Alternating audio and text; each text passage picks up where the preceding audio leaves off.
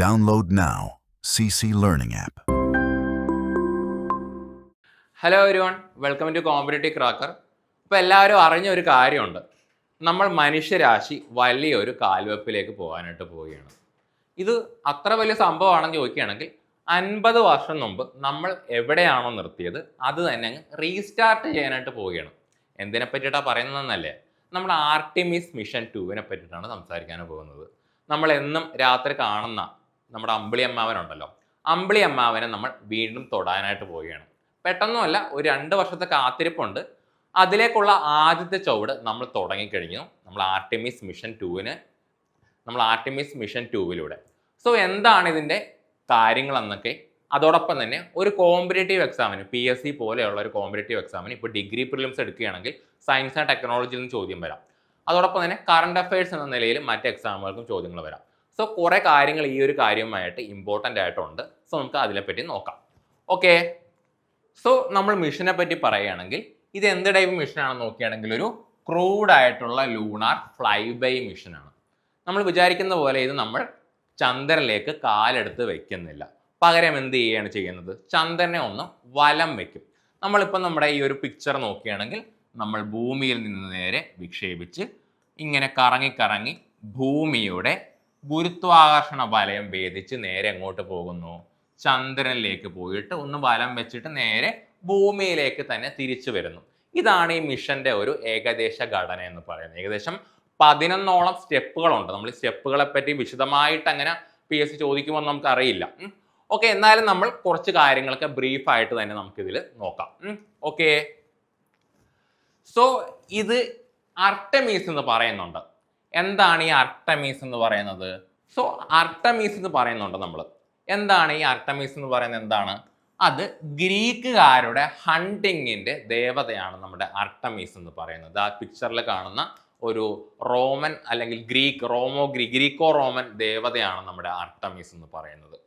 അതോടൊപ്പം തന്നെ ഇത് എന്ന് ലോഞ്ച് ചെയ്തെന്ന് നമുക്ക് എല്ലാ പരീക്ഷകൾക്കും ചോദിക്കാം. എന്നാണ്? ഏപ്രിൽ 1-ാം തീയതി. ഈ കഴിഞ്ഞ ദിവസം 2026 ഏപ്രിൽ 1-ാം തീയതിയാണ് നമ്മുടെ ഈ മിഷൻ ലോഞ്ച് ചെയ്തത്. ലോഞ്ച് സ്പോട്ട് അല്ലെങ്കിൽ എവിടെ വെച്ചാണ് ഇത് ലോഞ്ച് ചെയ്തതെന്ന് ചോദിക്കുകയാണെങ്കിൽ it is from Kennedy space centre, Florida. നമ്മുടെ അമേരിക്കയിലുള്ള കെനഡി സ്പേസ് സെന്ററിൽ നിന്നാണ് ഈ ഒരു ദൗത്യം വിക്ഷേപിച്ചത്. ഓക്കെ, ഇത് ആരാണ് ഓപ്പറേറ്റർ? അമേരിക്കയിൽ നിന്നാണല്ലോ. So it must be NASA. അമേരിക്കയുടെ സ്പേസ് ഏജൻസി ആയിട്ടുള്ള നാസയുടെ ഒരു ദൗത്യമാണ് ആർടെമിസ് 2 എന്ന് പറയുന്നത്.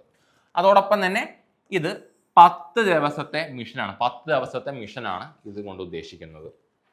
അതോടൊപ്പം തന്നെ ഇത് ഏത് സ്പേസ് ക്രാഫ്റ്റ് ആണ് ഇതിനു വേണ്ടി ഉപയോഗിച്ചതെന്ന് ചോദിക്കുകയാണെങ്കിൽ അത് നാസ ഉപയോഗിച്ചത് ഓറിയോൺ CM003 ഇൻറ്റഗ്രിറ്റി എന്ന് പറയുന്ന ഒരു സ്പേസ് ക്രാഫ്റ്റ് ആണ് ഇതിനു വേണ്ടിയിട്ട് നാസ ഉപയോഗിച്ചത്. അതിനോടൊപ്പം തന്നെ അതിൻ്റെ കമ്പോണന്റിൽ പെടുന്ന ESM-2 അല്ലെങ്കിൽ യൂറോപ്യൻ സർവീസ് മൊഡ്യൂൾ എന്ന് പറയുന്ന മറ്റൊരു സ്പേസ് ക്രാഫ്റ്റ് കൂടി അതിൻ്റെ കമ്പോണന്റ് ആയിട്ട് കൂടി ഉണ്ടായിരുന്നു. ഓക്കെ, ഈ ഓറിയോൺ CM എന്ന് പറയുന്നത് ഒരു ലോക്കീഡ് മാർട്ടിൻ എന്ന് പറയുന്ന ഒരു പ്രമുഖ ഡിഫൻസ് എയറോക്രാഫ്റ്റ് നിർമ്മാതാവ് നിർമ്മിച്ചതാണ്. ESM എന്ന് പറയുന്നത് എയർബസ്, നമ്മളൊക്കെ ഈ എയറോപ്ലെയിനൊക്കെ നിർമ്മിക്കുന്ന പ്രമുഖ ബ്രാൻഡായിട്ടുള്ള എയർബസ് നിർമ്മിച്ചതാണ് ESM എന്ന് പറയുന്നത്.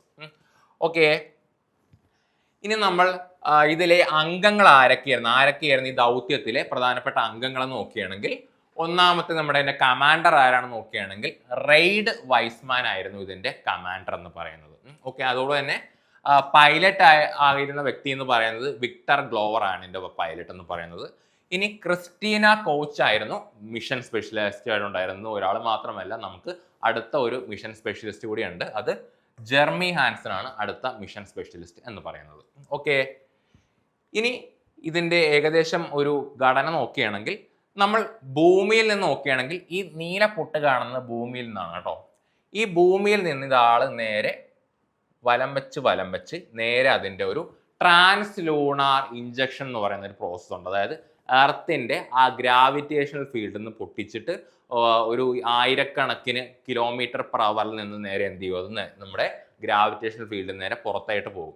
എന്നിട്ട് അത് നേരെ എന്ത് ചെയ്യുന്നു, നമ്മുടെ മൂണിൻ്റെ ഗ്രാവിറ്റേഷണൽ ഫീൽഡിലേക്ക് വരുന്നു. അങ്ങനെ മൂണിനെ അത് ഒരു വട്ടം എന്ത് ചെയ്യുന്നു, ഒന്ന് വലം വെക്കുന്നു.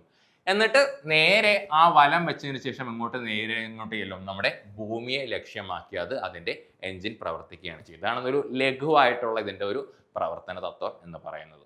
ഓക്കെ, ഇനി ഇതിന്റെ ലാൻഡിങ് ഡേറ്റ് എന്നാണിത് ഭൂമിയിൽ തിരിച്ചിറങ്ങുന്നത് നോക്കുകയാണെങ്കിൽ അത് നമ്മുടെ ഏപ്രിൽ 10, കാരണം 10 ദിവസത്തെ ദൗത്യമായിരുന്നല്ലോ. ഏപ്രിൽ 1 തുടങ്ങി ഏപ്രിൽ 10 അത് നിന്ന് അവസാനിക്കുകയാണ്. ഇതിങ്ങനെയാണ് അത് പ്ലാൻ ചെയ്തേക്കുന്നത്. അതോടൊപ്പം തന്നെ ലാൻഡിങ് സൈറ്റ് എവിടെയാണെന്ന് ചോദിക്കുകയാണെങ്കിൽ അത് പസഫിക് ഓഷനിലാണ് ഇത് വന്ന് വീഴുന്നത്. അതായത് ഇതിൻ്റെ ക്രൂവിൻ്റെ എല്ലാവരും വന്ന് ആ ഒരു ദൗത്യം കഴിഞ്ഞ് വന്ന് വീഴുന്നത് പസഫിക് ഓഷനിലാണ്. ഇനി ഇതിൻ്റെ ഫ്യൂച്ചറായിട്ട് ആർടെമിസ് മിഷൻ 3 ഉണ്ട്, ആർടെമിസ് മിഷൻ 4 ഉണ്ട്. ആർടെമിസ് മിഷൻ ഇതിൻ്റെ തന്നെ ഒരു ആർടെമിസ് മിഷൻ 3 എന്ന് പറയുന്നത് ഇതിൻ്റെ ഒരു കണ്ടിന്യൂഷൻ ആയിരിക്കും. അതുപോലെ തന്നെ ആർടെമിസ് മിഷൻ 4 എന്ന് പറയുന്നത് നമ്മൾ 2028 കൂടി പ്ലാൻ ചെയ്യുന്ന ഒരു മിഷനാണ് ആർടെമിസ് മിഷൻ 4 എന്ന് പറയുന്നത്.